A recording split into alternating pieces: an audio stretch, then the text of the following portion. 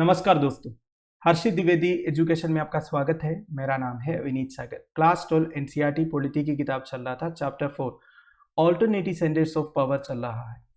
देखिए, पिछले क्लास में हमने इस चैप्टर का बेसिक थीम डिस्कस किए थे, किसके बारे में ये चैप्टर है। वैसे क्लास 12 एनसीईआरटी पॉलिटी की जो किताब है वो सीरीज की तरह है, तो एक एक चैप्टर का बेसिक कॉन्सेप्ट बताते हुए चलेंगे, तब आप कंटिन्यूटी मेंटेन कर पाओगे। तो और एक बार मैं बता देता हूँ। चैप्टर 1 कोल्ड वार एरा के बारे में था, कैसे दो सुपर पावर्स उभर के आए सेकेंड वर्ल्ड वार के बाद, USA and USSR. Chapter 2 end of bipolarity था। एंड ऑफ बाइपोलैरिटी मतलब क्या है, 1991 में यूएसएसआर का डिसइंटीग्रेशन के बाद बाइपोलर वर्ल्ड यूनिपोलर वर्ल्ड में बदल जाता है। फिर chapter 3 US hegemony in world politics के बारे में डिस्कस किए। बेसिकली 1991 के बाद यूएस की हेगमनी स्टार्ट हो गया पूरी दुनिया में। वो पूरी दुनिया को कंट्रोल करने लग गया, हार्ड पावर यूज करके, सॉफ्ट पावर यूज करके, स्ट्रक्चरल पावर यूज करके। ये सब हमने इन डिटेल डिस्कस किए थे। साथ साथ में हमने ये भी डिस्कस किया था कि ये जो हेगमनी है ये हमेशा के लिए नहीं रहने वाला है। आज के कॉन्टेक्स्ट में अगर आप देखोगे, केवल यूएस की हेगमनी नहीं है, एक मल्टीपोलर वर्ल्ड बन गया है। अलग अलग डेवलप्ड कंट्रीज है दोस्तों जिनका इन्फ्लुएंस है वर्ल्ड पॉलिटिक्स में, लेकिन अलग अलग पावरफुल ऑर्गेनाइजेशन है जिसका इन्फ्लुएंस है वर्ल्ड पॉलिटिक्स में।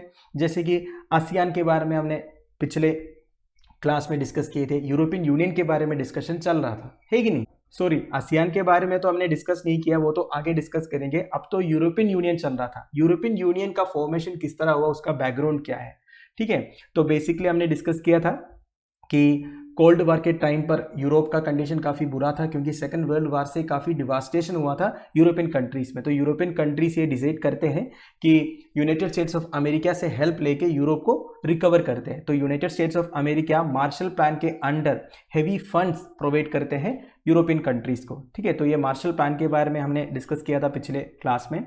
इसके बाद organisation for European economic cooperation का फॉर्मेशन हुआ था 1948 में।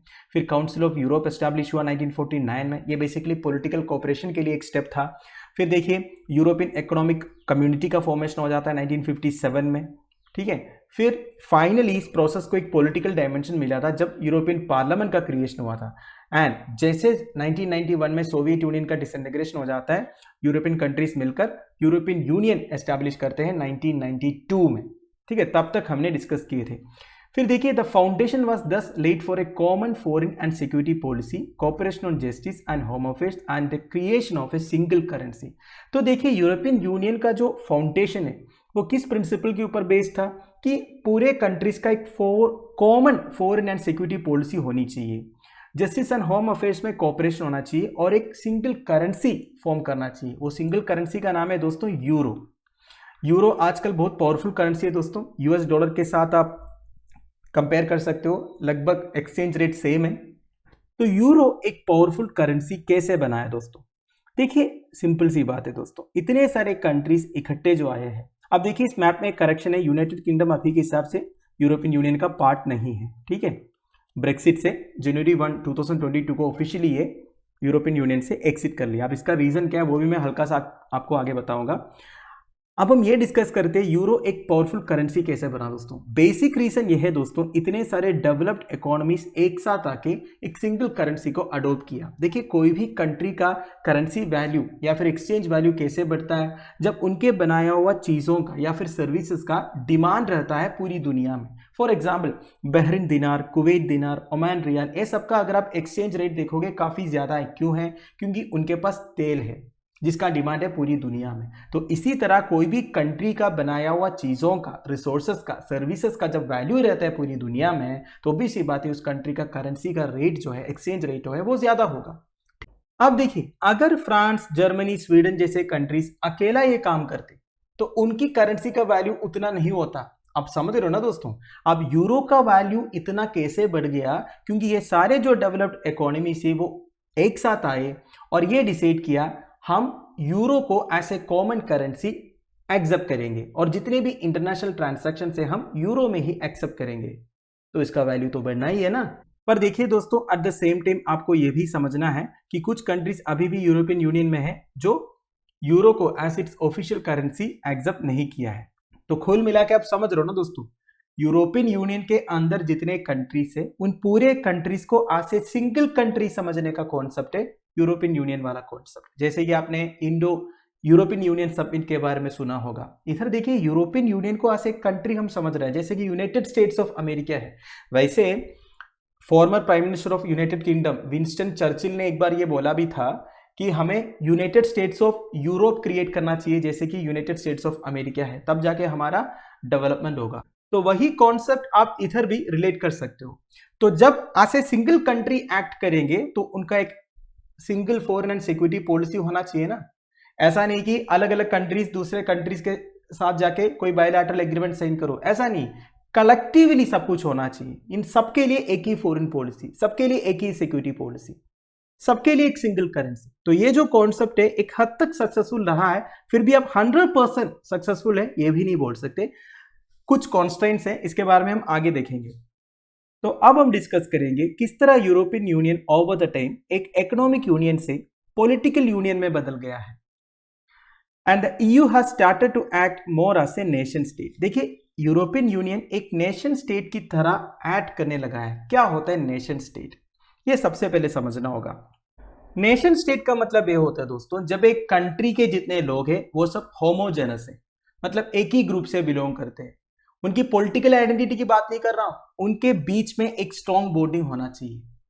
फॉर एग्जाम्पल इंडियन कॉन्टेक्स्ट में बात करते हैं, वैसे पूरे इंडिया की पॉलिटिकल आइडेंटिटी क्या है, हम इंडियन हैं, पर इंडिया का रीजनल आइडेंटिटी भी है ना, जैसे कि तमिलनाडु के लोग हैं वो तमिलियंस हैं, आंध्रा के जो लोग हैं वो तेलुगु है, महाराष्ट्र के मराठी है, पंजाब के पंजाबी है, कश्मीर के कश्मीरी है। तो इस तरह अलग अलग रीजनल आइडेंटिटी है।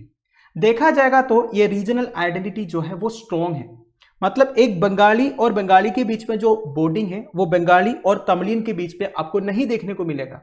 बंगालियों का अंदर एक फीलिंग है कि हम सारे बंगाली हैं। तो अगर वेस्ट बंगाल को हम एक कंट्री बनाएंगे तो हम बोल सकते हैं वो एक नेशन स्टेट है, मतलब उस स्टेट के अंदर जितने लोग हैं उनके आपस में एक बॉन्डिंग है दोस्तों। इसका एक बेटर एग्जांपल है दोस्तों जापान। जापान में एक्चुअली अगर देखोगे 99% जो लोग हैं वो जापानीज ग्रुप से बिलोंग करते हैं। 1% से नीचे कुछ आपको कोरियन मिलेगा, चाइनीज मिलेगा और अलग अलग ग्रुप्स के मिलेंगे। तो जब एक कंट्री के सारे पॉपुलेशन होमोजेनस है, एक ही ग्रुप से बिलोंग करते हैं, उसे आप नेशन स्टेट बोल सकते हैं। वैसे यूरोप में अगर आप देखोगे, यूरोप में भी अलग अलग नेशन फीलिंग है, जैसे कि जर्मन है, फ्रेंच है, इटालियन है, स्वीडिश है कि नहीं। पर देखिए जब उन्होंने यूरोपियन यूनियन क्रिएट किया वो एक नेशन स्टेट की तरह एक्ट करने लग गया कि हम सब यूरोपियंस है, ठीक है। Now, while the attempts to have a constitution for the EU have failed, it has its own flag, anthem, founding date and currency। देखिए इन्होंने यूरोपियन यूनियन क्रिएट करने के बाद पूरी तरह एक कंट्री के जैसे उसे बदलने का कोशिश तो किया, तो इन्होंने ये डिसाइड किया तो हम एक कॉन्स्टिट्यूशन भी बना देते हैं, पर कॉन्स्टिट्यूशन बनाने का जो प्लान था वो फेल हो गया। फिर भी देखिए यूरोपियन यूनियन का अपना एक फ्लैग है, उनका एक एंथम है, फाउंडिंग डेट है, करेंसी है। It also has some form of a common foreign and security policy in its dealings with other nations. देखिए दूसरे कंट्रीज के साथ डील करने के लिए उनका एक common foreign and security policy है, पर देखिए वो जो common foreign and security policy है वो उतना एफिशिएंट नहीं है, ये मैं बोलूंगा। क्योंकि देखिए अगर आप देखोगे फ्रांस, जर्मनी जैसे कंट्रीज का कई सारे बायलैटरल पॉलिसीज भी है दूसरे कंट्रीज के साथ। आज यूरोपियन यूनियन भी उनका कुछ common foreign and security policies है, ये बोल सकते हैं आप, ठीक है।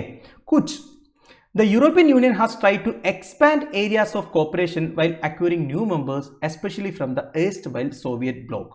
And the process has not proved easy. For people in many countries are not very enthusiastic in giving the EU powers that were exercised by the government of their country. Now this is very important. ये क्या मैं आपको बताऊंगा। Over the time अगर आप देखोगे European union में दूसरे कंट्रीज को भी इंक्लूड किया गया। फॉर एग्जाम्पल इस मैप में आप जो ब्लू कलर में देख रहे हो ना दोस्तों, ये सब founding members of European union आप बोल सकते हैं। ये जो ऑरेंज कलर में दिख रहा है बेसिकली जो ईस्टर्न यूरोपियन कंट्रीज है, इन्हें बाद में इंक्लूड किया गया। और ये प्रोसेस इतना ईजी नहीं था।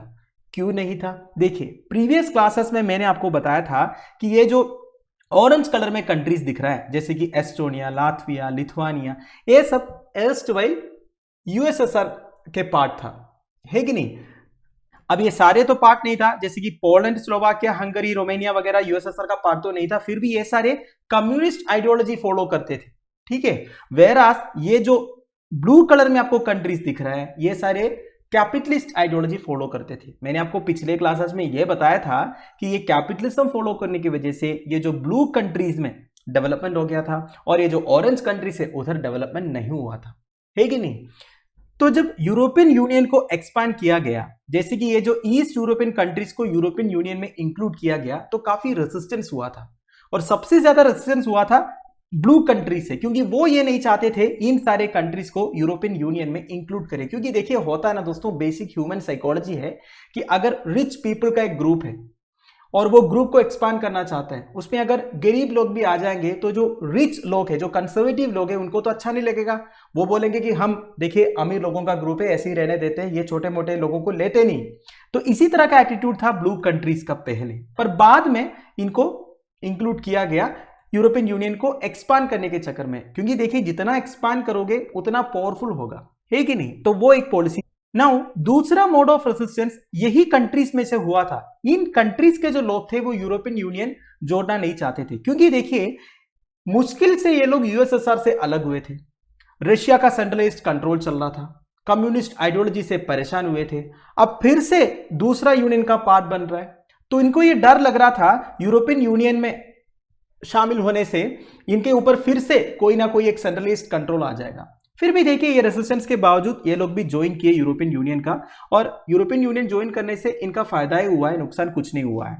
तो देखिए क्या लिखा है, there are also reservations about including some new countries within the European Union. यही मैंने आपको पहले बताया दोस्तों, जो वेस्टर्न डेवलप्ड कंट्रीज है उनको ये अच्छा नहीं लग रहा था कि जो comparatively less developed east European countries को यूरोपियन यूनियन में इंक्लूड करना। इसका एक रीजन भी है दोस्तों, मैंने आपको पिछले क्लासेस में बताया था कि देखिए कोल्ड वॉर के टाइम पर ये जो ईस्टर्न यूरोपियन कंट्रीज है जहां पे कम्युनिस्ट आइडियोलॉजी फॉलो हो रहा था, ऑब्वियस सी बात है उधर डेवलपमेंट नहीं हो रहा था, वेरास वेस्टर्न यूरोपियन कंट्रीज में तो खूब डेवलपमेंट हो रहा था, क्योंकि वो कैपिटलिज्म को फॉलो कर रहा था, है कि नहीं। तो इसी वजह से लोगों का माइग्रेशन होता था दोस्तों ईस्टर्न यूरोपियन कंट्रीज में से वेस्टर्न यूरोपियन कंट्रीज में। देखिए ये जो कोल्ड वॉर के टाइम पर बेसिकली 1961 में बर्लिन वॉल का कंस्ट्रक्शन हुआ था। क्यों हुआ था? क्योंकि ईस्ट बर्लिन में से वेस्ट बर्लिन की ओर लोगों का माइग्रेशन हो रहा था। क्यों माइग्रेशन हो रहा था? क्योंकि ईस्ट बर्लिन में बिल्कुल डेवलपमेंट नहीं हो रहा था, पॉवर्टी थी, क्योंकि ईस्ट बर्लिन सोवियत यूनियन के कंट्रोल में था, whereas West Berlin USA, UK, France जैसे कैपिटलिस्ट कंट्रीज के कंट्रोल में था। तो भी सी बात है वेस्ट बर्लिन में डेवलपमेंट था। तो ईस्ट बर्लिन में से वेस्ट बर्लिन की ओर लोगों के जो माइग्रेशन हो रहा था उसे रोकने के लिए Soviet union Berlin wall construct किए थे। तो वही चीज इधर भी आप रिलेट कर सकते हो दोस्तों। कैसे? जहां पे डेवलपमेंट हो रहा है उस तरफ लोगों का माइग्रेशन होता है। तो ऑलरेडी ये जो वेस्टर्न डेवलप्ड कंट्री से ये ईस्टर्न डेवलप्ड कंट्री से परेशान थे, तो उनको ये लगने लगा इनको यूरोपियन यूनियन में इंक्लूड करने से उनका तो फायदा होगा पर हमारा नुकसान होगा, क्योंकि एक यूनियन का पार्ट बनने से ये माइग्रेशन वगैरह हम रोक नहीं पाएंगे। अगर एस्टोनिया, लातविया, लिथुआनिया, पोलैंड के जो लोग हैं वो जर्मनी, फ्रांस में आ जाएंगे तो हम उन्हें मना नहीं कर पाएंगे, क्योंकि ऑलरेडी हम एक यूनियन के पार्ट हैं। तो आप समझ रहे हो ना दोस्तों, मैं आपको बेसिकली वो कॉन्सेप्ट समझाने की कोशिश कर रहा हूं। The same thing you can relate with United kingdom also. आज के डेट में यूनाइटेड किंगडम यूरोपियन यूनियन का पार्ट नहीं है। क्यों नहीं है? क्योंकि देखिए दोस्तों यूरोपियन कंट्रीज में से one of the most developed countries आप बोल सकते हैं यूनाइटेड किंगडम जो है। आप यूनाइटेड किंगडम में लोगों का जो स्टैंडर्ड ऑफ लिविंग है वो काफी ऊपर है। ह्यूमन डेवलपमेंट इंडेक्स में यूनाइटेड किंगडम काफी ऊपर है। तो इसी वजह से यूरोपियन कंट्रीज में से यूके की ओर माइग्रेशन होता है, ठीक है। तो ऐसे यूनियन यूके कभी भी ये माइग्रेशन वगैरह रोक नहीं पाएंगे, ठीक है, क्योंकि यूनियन का पार्ट रहेंगे तो कैसे बोलेंगे कि हम आपके लोगों को एक्सेप्ट नहीं करेंगे, नहीं होगा ना। ऊपर से यूके को ये भी पता है दोस्तों कोई एक यूनियन में डिपेंड होने की जरूरत नहीं है, क्योंकि यूके की इकोनॉमी काफी एडवांस्ड इकोनॉमी है, एक टाइम पर पूरी दुनिया को राज करता था, है कि नहीं। तो यूके में सब कुछ है, यूके को कोई और कंट्री के ऊपर डिपेंड होने की कोई जरूरत नहीं है आज के डेट में। तो यूरोपियन यूनियन का पार्ट बन के यूके को फायदा कुछ नहीं हो रहा है, बस नुकसान हो रहा था, ठीक है। तो इसलिए यूके ने ये डिसाइड किया हम अलग हो जाते हैं। ये माइग्रेशन का जो एग्जाम्पल है आप प्रेजेंट डे से रिलेट कर सकते हो, जैसे कि आजकल इंडियंस का माइग्रेशन हो रहा है दोस्तों यूरोपियन कंट्रीज में, ऑस्ट्रेलिया में, न्यूजीलैंड में, कनाडा में, यूएसए में। आपको क्या लगता है उन कंट्रीज में जो नेटिव लोग हैं उनको ये अच्छा लगता है ये लोग जो माइग्रेट हो रहा है? वैसे देखा जाएगा तो इंडियंस का माइग्रेशन से कोई भी कंट्री में नुकसान तो नहीं होगा, उनकी इकोनॉमी में इंडियंस जो है अच्छी तरह कंट्रीब्यूट भी करेंगे। हिस्ट्री ने ये हमें दिखाया है, जैसे कि मैंने आपको पिछले क्लासेस में यूएस इकोनॉमी में इंडियन डायस्पोरा का कंट्रीब्यूशन के बारे में बताया था। पर देखिए दोस्तों, at the end of the day कोई भी नेटिव सिटीजन्स को माइग्रेंट्स अच्छा नहीं लगते, ऐसा बोला नहीं चाहिए। फिर भी देखिए ये बेसिक ह्यूमन साइकोलॉजी है। पर देखिए इंडियन से किसी को डरने की जरूरत नहीं, क्योंकि इंडियंस जो है इंडिया के बाहर जाने से हार्ड वर्क करते हैं। इंडिया में इतना काम नहीं करेंगे, पर इंडिया के बाहर जाने से एकदम जान लगा के काम करते हैं। तो ठीक है, अब हम वापस टॉपिक पर पहुंचते हैं। यूरोपियन यूनियन का कुछ तारीफ भी कर लेते हैं दोस्तों। European union has economic, political and diplomatic and military influence. आज के हिसाब से अगर आप देखोगे यूरोपियन यूनियन का इन्फ्लुएंस बहुत है, इकोनॉमिक है, पॉलिटिकल एंड डिप्लोमेटिक है, एंड मिलिट्री इन्फ्लुएंस भी है। कुछ डाटा है दोस्तों आपके सामने। यूरोपियन यूनियन दुनिया का सेकंड बिगेस्ट इकोनॉमी है दोस्तों, ये 2016 का डाटा है।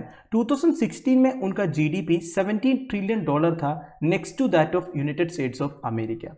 मतलब देखिए यूरोपियन यूनियन में जितने मेंबर कंट्रीज है उसमें मेजोरिटी तो डेवलप्ड कंट्रीज है, तो इन कंट्रीज का जो क्यूमुलेटिव जीडीपी है वो $17 ट्रिलियन तक पहुंच गया था 2016 में, तब भी यूएसए के पीछे ही रहा। ठीक है, ये भी बताना पड़ेगा साथ साथ में। Its currency the euro can pose a threat to the dominance of US dollar. देखिए ये बात मैंने आपको पहले ही बोला था, यूरो का अगर आप डॉलर के साथ एक्सचेंज रेट देखोगे तो आपको पता चलेगा लगभग सेम है। ठीक है, आप अभी गूगल सर्च करके देखिए US dollar euro exchange rate करके आपको पता चल जाएगा। यूरोपियन यूनियन का जो शेयर है वर्ल्ड ट्रेड में, it is much larger than that of US, allowing it to be more assertive in trade disputes with US and China. देखिए यूरोपियन यूनियन का जो शेयर है ना वर्ल्ड ट्रेड में, वो यूएस से भी ज्यादा है। तो आजकल जो ट्रेड डिस्प्यूट्स होता है यूनाइटेड स्टेट्स के साथ या फिर चाइना के साथ, उसमें यूरोपियन यूनियन का रोल ज्यादा है, ज्यादा डोमिनेंस है, क्योंकि उनका शेयर ज्यादा है ना। यूरोपियन यूनियन जो बोलते हैं वो थोड़ा बहुत यूएस एंड चाइना को सुनना पड़ता है। यही होता है दोस्तों एक साथ होने का फायदा। अगर यूरोपियन यूनियन में जो डेवलप्ड कंट्रीज है वो अलग अलग रहते हैं तो उतना डोमिनेंस नहीं मिलता। अब एक साथ आने से यूरोपियन यूनियन का जो पूरा शेयर है वर्ल्ड ट्रेड में वो सबसे ज्यादा बन गया, तो एक असर्टिव रोल वो प्ले कर रहा है इंटरनेशनल ट्रेड डिस्प्यूट्स में भी। Its economic power gives its influence over its closest neighbours as well as in Asia and Africa. देखिए इकोनॉमिक पावर होने से ऑब्वियस सी बात है इन्फ्लुएंस होगा दोस्तों, तो एशिया एंड अफ्रीकन कंट्रीज में इनका इन्फ्लुएंस आजकल है।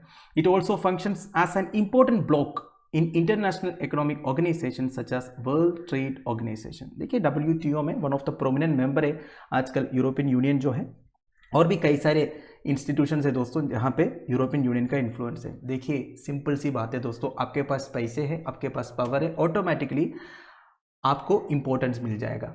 अकेला अकेला तो ये काम नहीं कर पा रहे थे, इसलिए इन लोगों का अच्छा आइडिया था, इकट्ठा आ गए और एक बहुत बड़ा इन्फ्लुएंशियल पावर बन गया। नाउ यूरोपियन यूनियन का कुछ पॉलिटिकल एंड डिप्लोमेटिक इन्फ्लुएंस के बारे में भी बात करते हैं। यूरोपियन यूनियन का एक मेंबर दैट इज फ्रांस, ये यूनाइटेड नेशन सिक्योरिटी काउंसिल का one of the permanent member है। देखिए यूनाइटेड नेशन सिक्योरिटी काउंसिल का 5 परमानेंट मेंबर्स कौन कौन है? United States of America, United kingdom, Russia, China and France. अब ये जो फ्रांस है ये यूरोपियन यूनियन का भी परमानेंट मेंबर है, तो ऑब्वियस ही बात है यूरोपियन यूनियन का थोड़ा बहुत इन्फ्लुएंस है यूनाइटेड नेशंस में, क्योंकि फ्रांस जो है यूनाइटेड नेशन सिक्योरिटी काउंसिल का परमानेंट मेंबर है। ऊपर से यूनाइटेड नेशन सिक्योरिटी काउंसिल में 10 नॉन परमानेंट मेंबर्स भी है जो हर 2 साल में चेंज होता है, उसमें भी यूरोपियन यूनियन का 2-3 मेंबर्स है। तो कुल मिला के मेरा कहने का मतलब है दोस्तों, यूनाइटेड नेशंस में यूरोपियन यूनियन का एक अच्छा होल्ड है। ठीक है, and this has enabled the European union to influence some US policies such as current US position on Iran's nuclear program। अब देखिए इसी वजह से बेसिकली यूनाइटेड नेशंस में इन्फ्लुएंस होने की वजह से यूरोपियन यूनियन जो है यूएस पॉलिसीज को भी काउंटर कर पाता है। जैसे कि यूएस का जो पोजीशन है ईरान न्यूक्लियर प्रोग्राम है, उसे कई बार यूरोपियन यूनियन ने काउंटर किया था। ऐसा नहीं कि यूएस जो बोलेगे वही सबको करना है, क्योंकि यूरोपियन यूनियन का भी तो होल्ड है ना, इन्फ्लुएंस है। Its use of diplomacy, economic investment, negotiations rather than coercion and military force has been effective, as in the case of its dialogue with China on human rights and environmental degradation। देखिए European union जो है कोई कोएशन या military force use नहीं करते हैं, पर उनके पास डिप्लोमेटिक पावर है, इकोनॉमिक इन्वेस्टमेंट है, नेगोशिएशंस का पावर है। तो इसी वजह से ये यूरोपियन यूनियन काफ़ी इफेक्टिव रहा है। एक तो चाइना के साथ बात करने में, बेसिकली उधर जो ह्यूमन राइट्स वायलेशन हो रहा है एंड एनवायरमेंटल डिग्रेडेशन आजकल दुनिया भर में जो हो रहा है, वो सब मैटर्स में यूरोपियन यूनियन काफी इफेक्टिव रहा है दोस्तों रिसेंट कुछ ईयर्स में। नाउ मिलिटरी अगर आप देखोगे, यूरोपियन यूनियन का कंबाइंड आर्म फोर्सेस जो है सेकंड लार्जेस्ट है दुनिया में, ऑब्वियसली यूएसए के बाद। इनका जो टोटल स्पेंडिंग ऑन डिफेंस है वो भी सेकंड है after United States of America. और फ्रांस जो यूरोपियन यूनियन का सबसे क्या बोलते हैं प्रोमिनेंट मेंबर है, जिससे यूरोपियन यूनियन को सबसे ज्यादा फायदा है, उनके पास न्यूक्लियर आर्सनल्स है ऑफ अप्रोक्सीमेटली 335 न्यूक्लियर वारहेड। तो देखिए एक न्यूक्लियर पावर भी है उनके पास। It is also the world second most important source of space and communication technology. देखिए दुनिया का most important source of space and communication technology भी यूरोपियन यूनियन है। वैसे यूरोपियन स्पेस एसोसिएशन के बारे में आपने सुना होगा, सॉरी एसोसिएशन नहीं, एजेंसी, ठीक है। Now as a supranational organization, EU is able to intervene in economic, political and social areas। देखिए एक सुपर नेशनल ऑर्गेनाइजेशन होने की वजह से यूरोपियन यूनियन जो है दुनिया भर में जितने इकोनॉमिक इश्यूज होता है, पॉलिटिकल इश्यूज होता है, सोशल इश्यूज होता है, वो सब में इंटरवीन कर सकता है, जैसे यूएस पहले इंटरवीन करते थे, है कि नहीं? आप समझ रहे हो ना, इस तरह रिलेट करने का। But in many areas its member states have their own foreign relations and defence policies that are often at odds with each other. Now ये एक कॉन्स्ट्रेंट है दोस्तों, मैंने आपको पहले ही बताया था ना, यूरोपियन यूनियन का एडवांटेजेस बहुत है पर एट द सेम टाइम कुछ प्रॉब्लम्स भी हैं। जैसे कि मैंने आपको पहले बताया है कि अलग अलग कंट्रीज का इंडिपेंडेंट फॉरेन पॉलिसी है, डिफेंस पॉलिसी है। वैसे यूरोपियन यूनियन बनाने का सबसे मेजर ऑब्जेक्टिव क्या था कि एक कॉमन फॉरेन पॉलिसी होना चाहिए, कॉमन सिक्योरिटी पॉलिसी होना चाहिए, पर उस बात में अभी तक एक कंप्लीट कोऑपरेशन नहीं देखने को मिला है दोस्तों, क्योंकि यूरोपियन यूनियन में कुछ कंट्रीज का इंडिपेंडेंट फॉरेन पॉलिसीज है, सिक्योरिटी पॉलिसीज है, डिफेंस पॉलिसीज है। Thus, Britain's Prime Minister Tony Blair was America's partner in Iraq invasion, and many of the European Union's newer members made up the US-led coalition of the willing, whereas Germany and France opposed American policy। तो देखिए foreign policies में आपको European union के अंदर जो countries है उनके बीच में ओपिनियन डिफरेंस देखने को मिला है। जैसे कि इराक इन्वेशन के टाइम पर Britain prime minister Tony Blair USA को सपोर्ट किया था और यूएसए ने कोलिशन ऑफ द विलिंग करके एक ग्रुपिंग बनाया था, उसमें new members of European union join किए थे। वेरास जर्मनी, फ्रांस जैसा जो ओल्ड मेंबर्स है यूरोपियन यूनियन का, वो अमेरिकन पॉलिसी को अपोज किए थे, ठीक है। देयर इज ऑल्सो ये deep seated Euroscepticism in some parts of Europe about the European Union's integrationist agenda.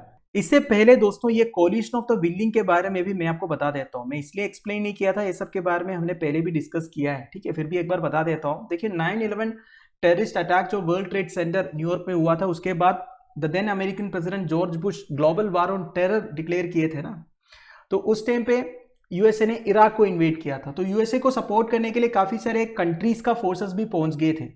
अब उसमें यूरोपियन यूनियन के कुछ कंट्रीज यूएस को सपोर्ट किया, कुछ कंट्रीज ने सपोर्ट नहीं किया था। फॉर एग्जाम्पल जर्मनी, फ्रांस जैसे जो कंट्रीज अमेरिकन पॉलिसी को अपोज किए थे, वेरास ब्रिटेन एंड कुछ न्यूली ज्वाइंट यूरोपियन यूनियन के मेंबर्स यूएसए को सपोर्ट किए थे। तो इधर आपको क्या देखने को मिल रहा है दोस्तों, यूरोपियन यूनियन के अंदर एक ओपिनियन डिफरेंस, मतलब उनकी जो फॉरेन पॉलिसीज है, किस तरह यूएस के साथ रिलेशन होना चाहिए या फिर दूसरे कंट्रीज के साथ रिलेशन होना चाहिए, ये सब में कुछ ओपिनियन डिफरेंस देखने को मिल रहा है। फिर मैंने आपको क्या बताया, there is also a deep seated Euroscepticism in some parts of Europe about the EU's integrationist agenda. देखिए यूरोपियन यूनियन क्या बोलता है कि पूरा यूरोप एक होना चाहिए, इसके लिए एक कॉमन करेंसी अडॉप्ट करना चाहिए, पर अभी भी अगर आप देखोगे करीब 9 कंट्रीज ने यूरो को as its national currency adopt नहीं किया है, जैसे कि स्वीडन हो गया, डेनमार्क हो गया। अगर आप यूरो करेंसी लेके स्वीडन डेनमार्क जाओगे तो उधर आप खर्च नहीं कर पाओगे। डेनमार्क में तो शायद डैनिश क्रोना चलता है, स्वीडन में तो स्वीडिश क्रोना चलता है कि नहीं। नोबेल प्राइज किस करेंसी में मिलता है, स्वीडिश क्रोना में मिलता है, ठीक है। तो इन कंट्रीज ने यूरो को एक्सेप्ट नहीं किया है। इसका एक रीजन यह है दोस्तों, जैसे मैंने आपको बताया यूरोपियन यूनियन में डेवलप्ड कंट्रीज भी है, मतलब अमीर कंट्रीज भी है, कुछ गरीब कंट्रीज भी है, लाइक ग्रीस, स्पेन, पोर्चुगल, ये सब की जो हालत है इतना अच्छा नहीं है।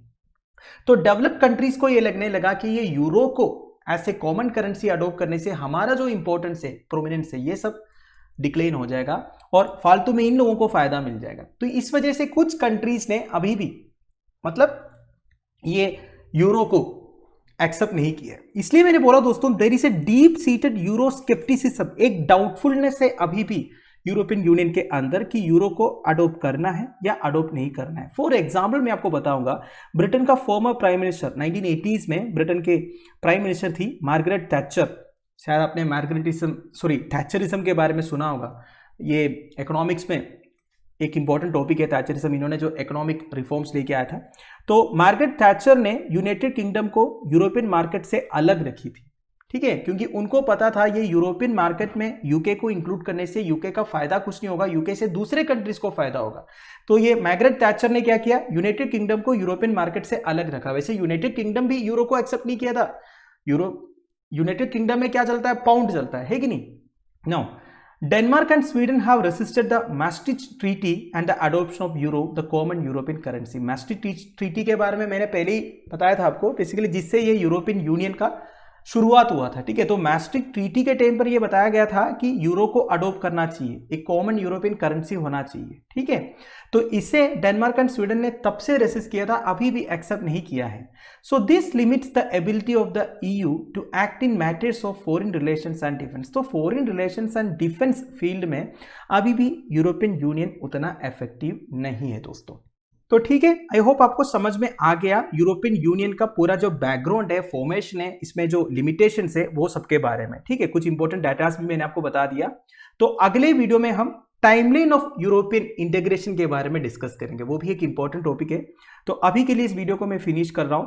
आई होप आपको समझ में आ गया होगा। आप मुझे कमेंट बॉक्स में बता दीजिएगा कि आप मुझे फॉलो कर पा रहे हैं या नहीं कर पा रहे। So thank you for watching, bye bye, have a nice day.